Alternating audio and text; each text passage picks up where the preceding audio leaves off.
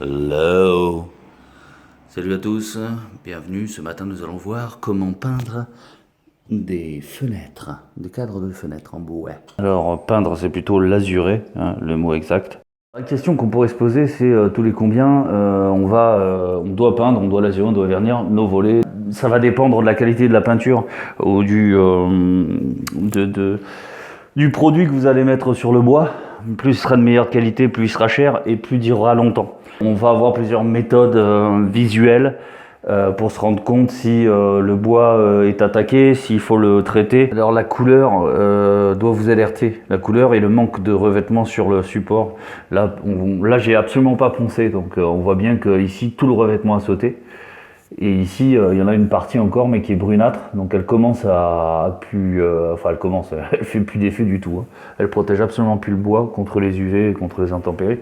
Ici, il est gris. Voilà. Alors ça, c'est l'exemple typique du bois qui a souffert. Quand il est gris, quand il est noir, on dit même la plupart du temps qu'il est carrément foutu. Là, il faudrait tester, etc., creuser un petit peu au doigt pour voir s'il y a quelque chose qui s'enlève. Moi, apparemment, non. Tester avec le testeur d'humidité, vous voyez, toutes ces taches brunâtres, noirâtres et grisâtres, ça vous alerte. Il ne faut pas attendre que ça soit dans cet état-là. Ici, par exemple, là, on est à l'intérieur, donc il reste encore légèrement de brillance, mais alors, vraiment légèrement.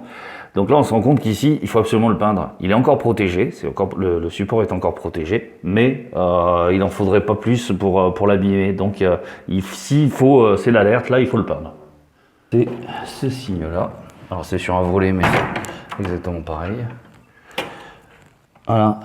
Là, c'est complètement percé, complètement troué, c'est complètement foutu. Et on voit que ça part vraiment en lambeaux. Vous voyez, en poudre, quoi. Donc là, vous pouvez être sûr que ça, c'est complètement foutu. Et ça, c'est trop tard, on peut plus le peindre. Avant de commencer, je vais tester mon subjectile avec ce petit testeur d'humidité. On va voir le taux d'humidité dans notre fenêtre. Donc là, il est sur minimum, c'est-à-dire là-haut. C'est normal, je ne l'ai pas encore planté. Je plante les deux petites aiguilles dans le bois, comme ceci. Et je regarde ce qu'il me propose. Et là, on est aux alentours de 12,3. 12,1, 12, hop, ça descend, 12. Un peu moins de 12. Je prends un autre endroit. Alors, on est à peu près à 12,7. Ça n'a pas l'air de vouloir monter de plus. On est quand même assez humide. Je regarde la courbe, là, qu'est-ce qu'elle me dit, ma petite courbe? Elle me dit que pour un bois de résine, là c'est un résineux, c'est du sapin, ça, simplement. En dessous de 12, c'est sec, donc c'est bon, on peut peindre. Entre 12 et 15, c'est critique, il faut faire gaffe. Et au-dessus de 15, c'est très humide et on peut pas peindre. Là, ce testeur d'humidité, ça coûte à peu près 130, 150 euros. C'est un matériel pro, vous avez peut-être pas trop l'utilité pour chez vous. Je suis ton peintre.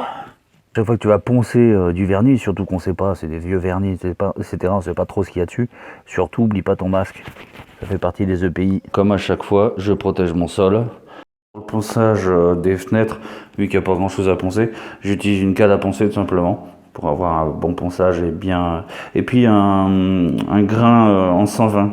C'est pas la peine de prendre plus fin. On fait pas de la lutherie. Alors là, on va se mettre dans le sens du bois. Et je viens poncer proprement le bois.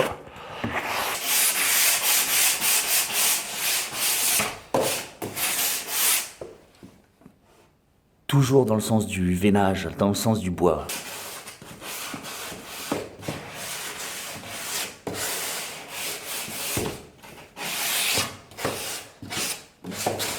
Une porte, une boiserie, etc. On le ponce à chaque fois. C'est un ponçage léger, c'est pas de l'agrainage, mais c'est un ponçage léger. Ça va supprimer donc la couche supérieure de merde et ça permet aussi à l'ensemble de faire tenir notre première couche bien accrochée. Ici, si on regarde de plus près, on voit les résidus poussiéreux de l'ancien vernis qui franchement n'existe quasiment plus. Maintenant, on va épousseter. Donc j'époussette mon travail. Là on voit bien que poncé légèrement, le bois il est revenu quasiment blanc. Donc il est revenu quasiment sans aucune protection. Mais on le fera sur les persiennes par exemple plus tard. Vous verrez qu'on ponce vraiment en surface, on ne ramène pas le bois à blanc.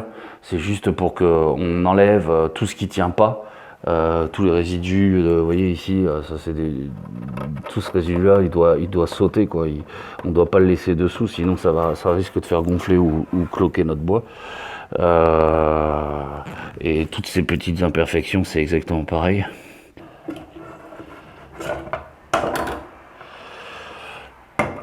Ok, là on a donc une lasure qui est absolument pas transparente, elle est couleur chêne clair. Là vous choisissez votre teinte, c'est pas un souci. J'utilise une brosse ici, c'est une brosse du tout naturelle, hein, c'est en fibre synthétique. Ça permet de peindre avec à peu près n'importe quoi. Donc ici je touille un petit peu quand même ma lasure, hein, parce qu'on a tous les colorants, les trucs comme ça qui remontent en surface. Je commence en haut.